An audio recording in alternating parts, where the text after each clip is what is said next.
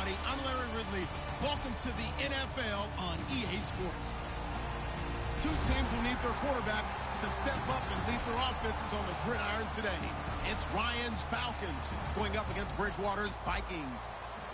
With that, we send you up to US Bank Stadium in Minneapolis as we hook up with our commentators, Brandon Godden and Charles Davis. We are on the eastern side of downtown Minneapolis at the gorgeous new US Bank Stadium. Tonight we've got a good NFC matchup on tap between the Atlanta Falcons and the Minnesota Vikings.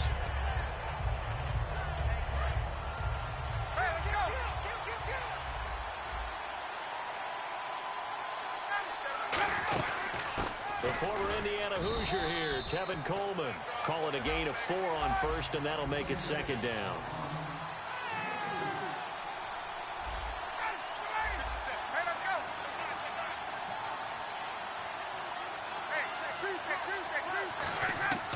On second down, Ryan. He's going to float this one deep right side.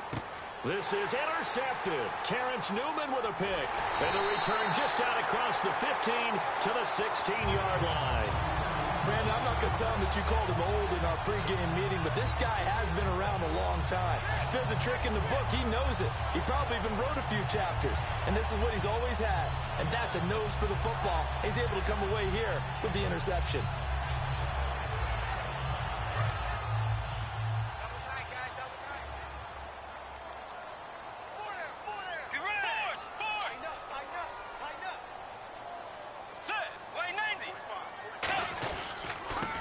First carry for ADRIAN Peterson. Credit him with a 1-yard gain there to make it 2nd and 9. And the big boys up front in the trenches. What do you think of the O-line, Charles? I love them because this is a group that's so cohesive. They know what the man next to them is going to do at all times, and they operate as a terrific unit. Call it a gain of 5 that time, and they'll be left with a 3rd and about 4.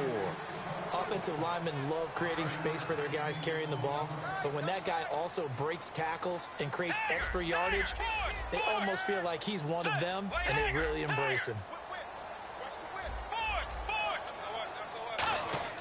Bridgewater off the play fake to McKinnon. And he took that in one-handed. What a grab.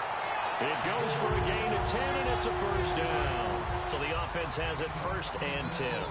That was a terrific catch. I mean, to go up there and get it one-handed like that, but I almost want to go into that rip about back in my day, the gloves weren't quite like this. When did gloves really become prevalent, just in general? I think in the 80s. I think as we started to move through the 80s, especially as we got towards the latter part of that. But a lot of those were really like baseball batting gloves to begin with not much of a tacky area on the glove. In fact, there was none. I actually remember in cold weather games wearing the old scuba gloves that you'd wear in diving, but they would split too easily in the course of a game. Then the glove manufacturers got smart and started adding to it, and here we are today. Now it's AP, ADRIAN Peterson. And he takes it across midfield to the 45. It's a 6-yard pickup, and it gets him to 2nd and 4. Frustrating for a defense, energizing for an offense. Finding a way to create that type of yardage in your running game, that'll make the guys carrying the ball very, very happy.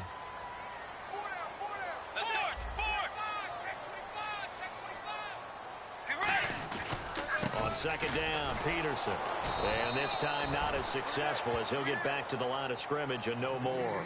Just a yard on the pickup there, and it'll leave him with a 3rd and 3. Well, I think we know by now that every run is not going to be broken and get all the way to the end zone. But these short ones still have their value. You can still set up your play action and throw the football. You control the clock because you have the ball and they don't.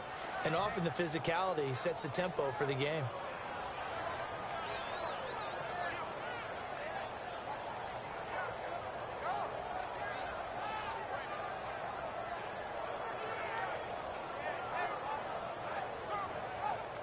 Too long for a field goal, too short to punt that in-between range, and they'll go for it on 4th down.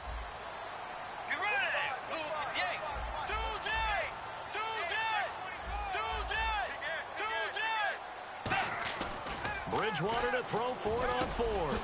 Got a man, and he hits him in stride. Give him 16 yards on the play. And on 4th down, they're able to convert and move the sticks. I remember in pregame when we were talking to him on the field, and he took his gloves off and showed us his fingers. A few misshapen ones in there, and now we know why, trying to catch those types of bullets. That was a dart. Yeah, even for a talented receiver, those are tough to hang on to. It goes as a pickup of 23. And the Vikings are going to have it now, first and goal. Oh, just play after play after play on this long drive for the offense. Here's Bridgewater. This will be caught at about the 6. It's a loss of a yard there, and now second down. And now for the offense, this is play number 11 here on this drive. Back now with Charles Davis. I'm Brandon Gaudin. Second quarter begins with the Vikings holding the football, and they'll come up looking to keep this drive moving.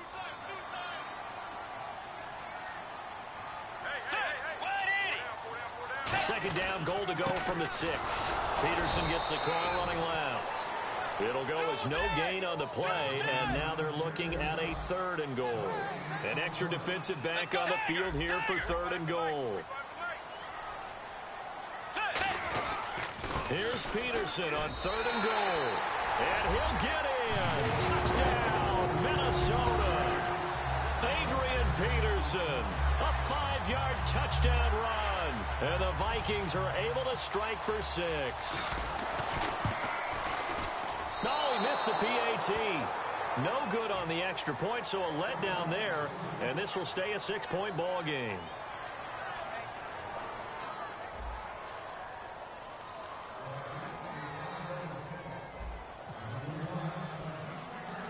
Forbat to send it away now following the touchdown.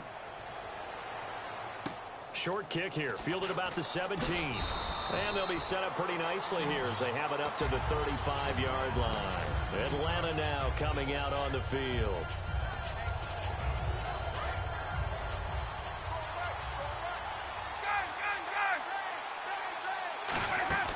They'll start out on the ground with Coleman.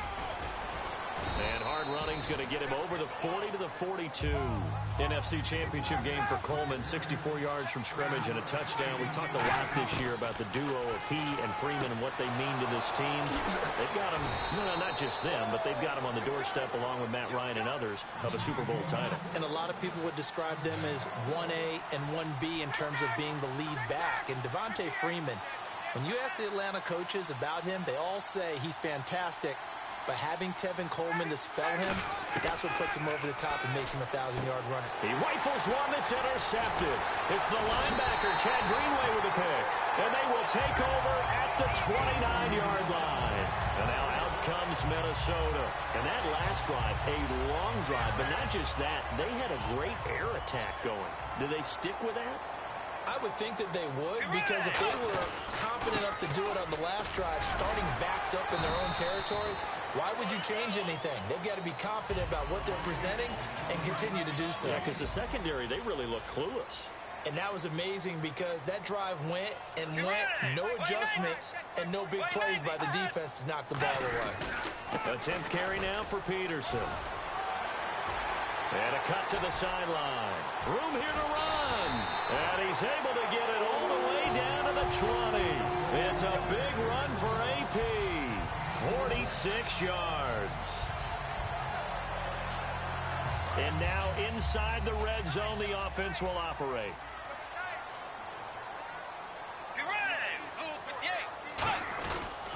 And off comes to Peterson.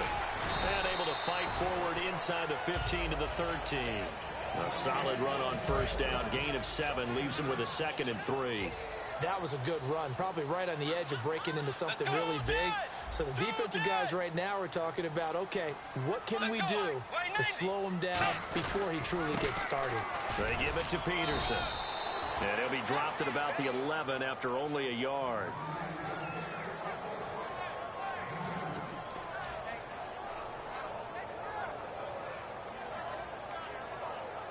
And they only need a little bit here. 3rd down and very short. On the sneak, it's Bridgewater. Just a gain of a yard, but it's going to set him up for the 1st and goal.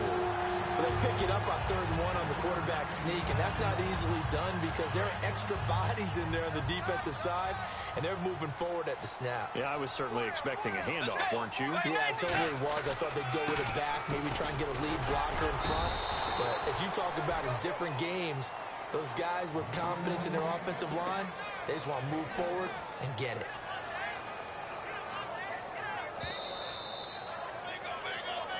Two minutes to play here in the first half.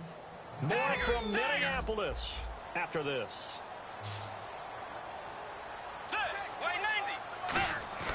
Bridgewater fakes a give to Peterson. And incomplete there. A nice hit. Jars the ball free and brings up 3rd down. 6 plays got him down here. This is play number 7. 3rd and goal. Let's go. They go play action. Bridgewater looking for his tight end Rudolph, and it's intercepted. A great read, and it's picked off. And a big turnover there as his guys will get the football back. So out come the Falcons now. And 2 interceptions already here in this first half. That's got to affect him a little bit, right? He's got to be thinking about it. He's got to be thinking about it, but most of the good ones, they find a way to... In trouble, and the ball's out. It's in the end zone loose. And this will be scooped up in the end zone. The defender gets there, and it's a touchdown. That's something you have to be wary of on your side of the field, that close to the goal line. The defense, they are looking for that football. They got it. They scored it. You are so right, and the quarterback has to speed things up himself. So close to the goal line, they're going to get after you. Make sure you get rid of the football and in a safe place.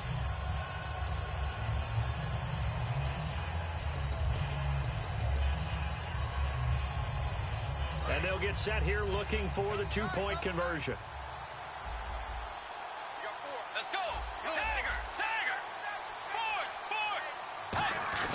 Bridgewater will try and throw. That is caught. He's got it. And the lead will move to 14-0. So here's the kickoff now as they'll get it again following that fumble return for a score. Here's Eric Weems now on the return. They'll bring it back to just about the 25, call it the 24-yard line. Here comes the Atlanta offense now ready to take over here.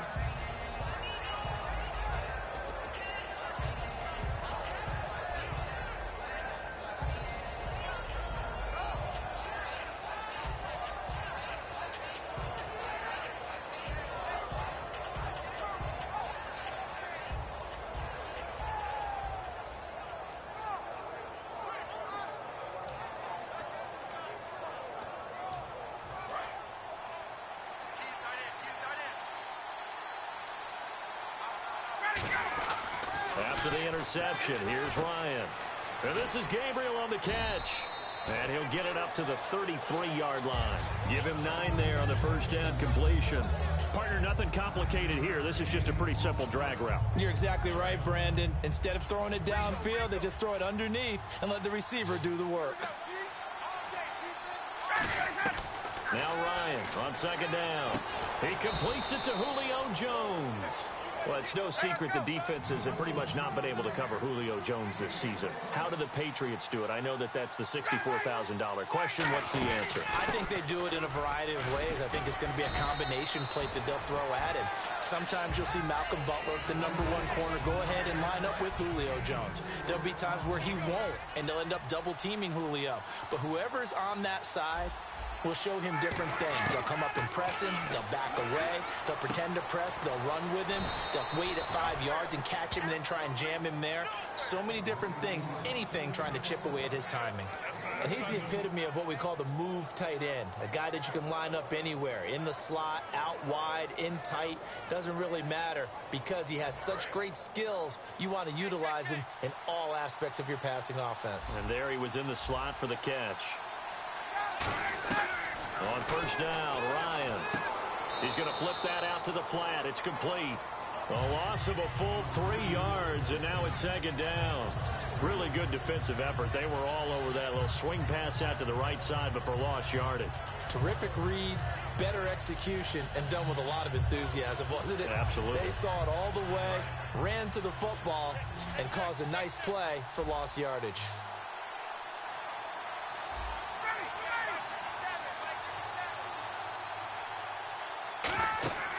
On second down, here's Ryan. On the screen, this is Coleman. And they'll bring him down at the 18-yard line. They'll wind up getting 10 back as that sets them up for third down. Red zone opportunity. When you run a screen pass really well, you got to like the look of it because so many parts come together to make it work well. The offensive linemen, where they're faking people out, the back slipping out there, catching the football, then all of them going together as one unit downfield. A really nice pickup. So they won't get it. Now hold everything here. We're going to get a timeout by the offense. It's just their first, so they'll have 2 remaining here before we get to halftime. And no field goal try here from the red zone offense out there. They'll go for it on 4th. 4th down. Here's Ryan. Finding Gabriel complete. Now whistles come in. We're going to get a timeout here by the offense. So that means they're down to 1 remaining here as we head toward halftime.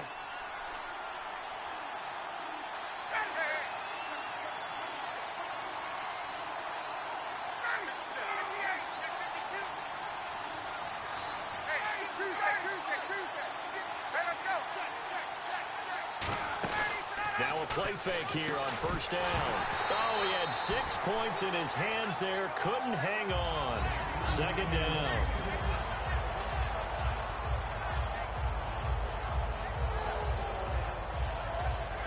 Field goal unit not out there. They want 6 before halftime. Final play of the half. It's Ryan. And for the 3rd time here in this half, it's intercepted. Picked up by Sandejo. Time for a break. We've hit halftime. 2 quarters down. 2 still remain. We step aside. This is the NFL on EA Sports. So both teams have their marching orders, and we'll get going again here in quarter number 3. That'll be taken in the end zone. And no run back here. This will be a touchback, and it comes out to the 25-yard line. Out come the Vikings. They'll have it first on offense as we begin the 3rd. And they had a nice little drive going last time. Threw the interception in the red zone. Costly. Bad enough to throw it anywhere, but that drives coaches insane when they're thinking about, hey, we've got a shot at points already. We're already in a spot where you're thinking you got 3 on the board for sure, and to come away with nothing, that's a really tough one for them to swallow. Yeah, will they make up for it? A gain of 3, second down. Some of the most unselfish players on any football team, defensive tackles, because we ask them to just eat up blocks and allow other people to make tackles. But when he can make a play himself, as we just saw there, that's a big day. Bridgewater now on second down. And he slides to avoid the hit. That one goes for 13 yards, and it moves the sticks. Looks like the defense in press coverage here. And now it looks like they're going to be in the hurry-up. Peterson alone in the backfield. Let's go.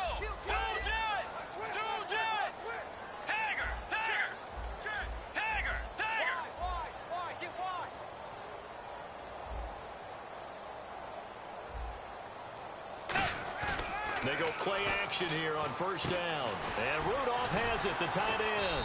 And he'll be taken down, but not before he gets into enemy territory. 13 yards there on the pickup, and that leads to a Minnesota first down. Shift together here from the D-line.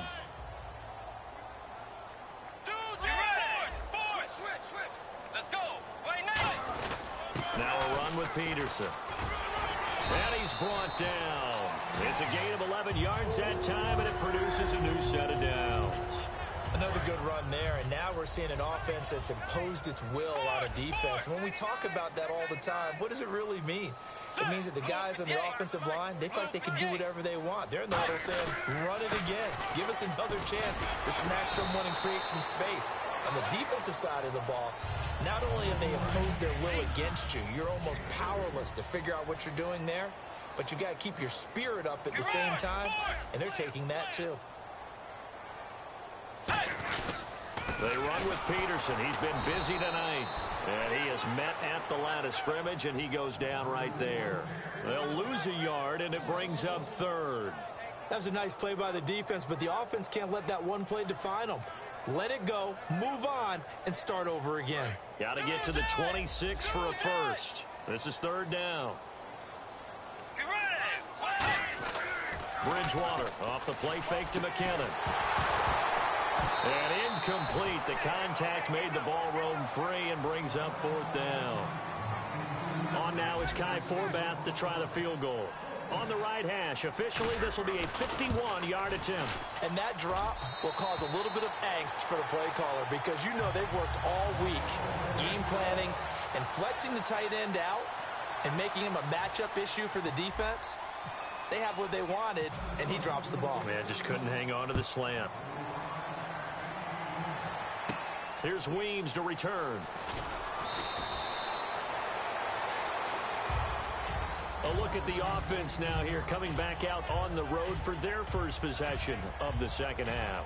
They're down in this game. A chance for the offense, though, to put something on the board, get some momentum here in half two. Try and get things kick-started for them. And you know at the half, they discussed how they were going to get that done. This is where scripting comes into play a lot of the time. How many plays do you script coming out of the second half? Most of the time in the first half, you're scripting 12 to 16. I think in the second half, you're really scripting more like 8 to 10. Kind of a starter or an opener, whatever terminology they use. Just something to get you off to a quick start. Unable to connect on the first down pass play. Now it's second down. They come up in an offset eye. Here's Ryan. And the hit jarred loose. It's incomplete. As tight ends go, he might not provide the super flashy plays very often, but he's pretty reliable. Usually an excellent target and normally catches what's thrown to him, but he didn't on that play. On third down, Ryan. And he couldn't hang on to it through the contact. Incomplete. Not only was that a 3-and-out, it was their third straight incompletion on this drive, and they didn't even think about trying to run the football. Now they have to give it up.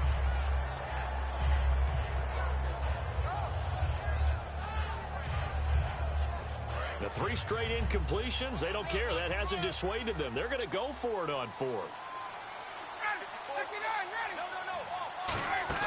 They'll indeed go for it with Ryan. He's got time. And he's got Sanu. And he's brought down after a good gain. Give him 25 yards on the play there. And they're able to move the chains as they convert on 4th and long.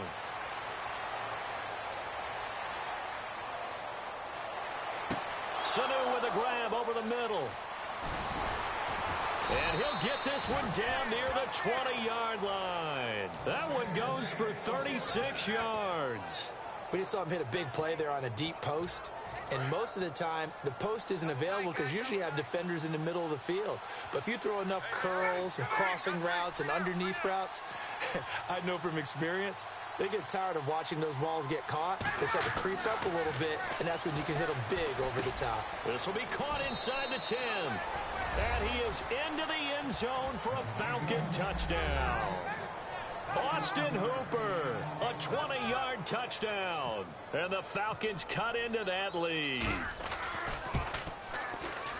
And it's 17-7.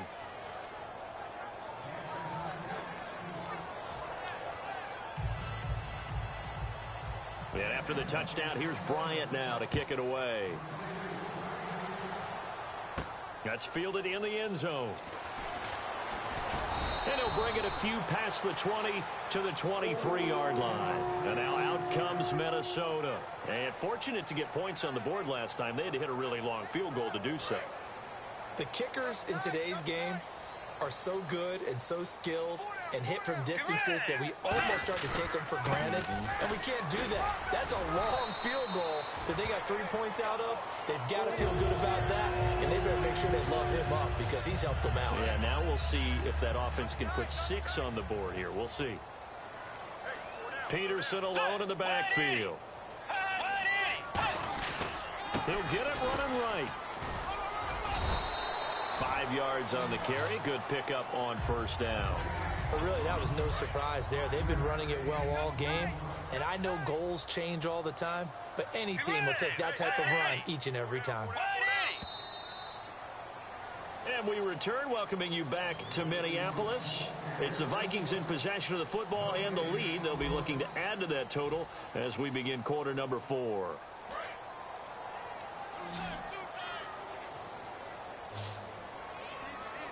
Let's go. Carry number 20 now for Peterson. And not much room to operate as he'll get this up only to about the 41. And on the tackle, Jonathan Babineau.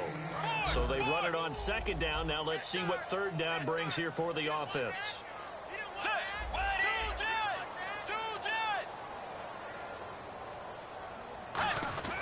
They go play action. Bridgewater. He's going to let this one go deep. And incomplete. He can't hang on. Would have been a nice catch. Instead, it brings up a fourth down. On every offensive coordinator, every play caller sheet, they have about 5 or 6 plays per game that they call shot plays or big plays, and you don't get many opportunities to dial them up, and they just did, and they drop it with a great chance to make a big play. That's going to hurt.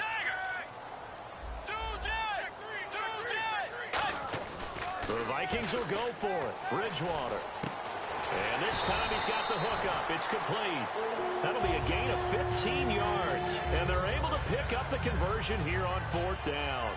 Not only is the slant route really difficult to cover, it's a real staple play for an offense on a fourth down because it's a quick-hitting play. Get the ball in the hands of the quarterback right to the receiver. And the receiver has to be ready because that thing's coming on a rope.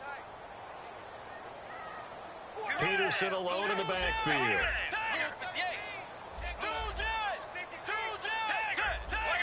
And that one was relatively easy to see. I noticed that from up here. Yeah, it doesn't take a whole lot, does it? Sometimes you get multiples. What I always love on these offsides is when each side points at the other. Hey, you did it. No, you did it. They deciphered that one correctly.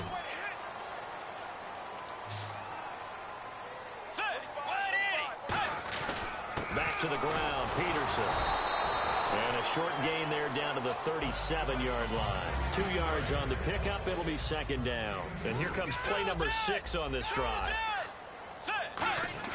Second down, Bridgewater. And it's a short one here, complete to the tight end. And he gets it down to the 32. It'll go as a gain of 6 that time, and it moves the chains as well. First down and 10 now for the offensive group.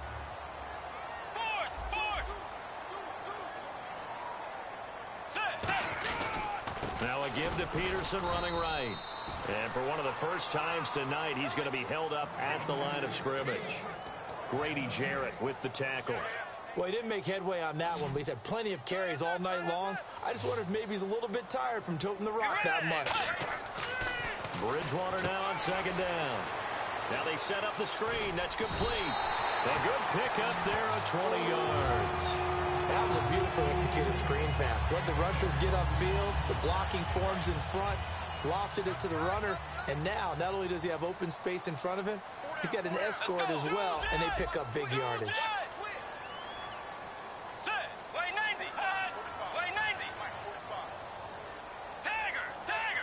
The play clock's running down.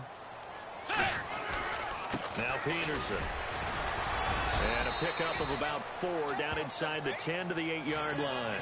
A good solid run there as we head towards the home stretch of this game.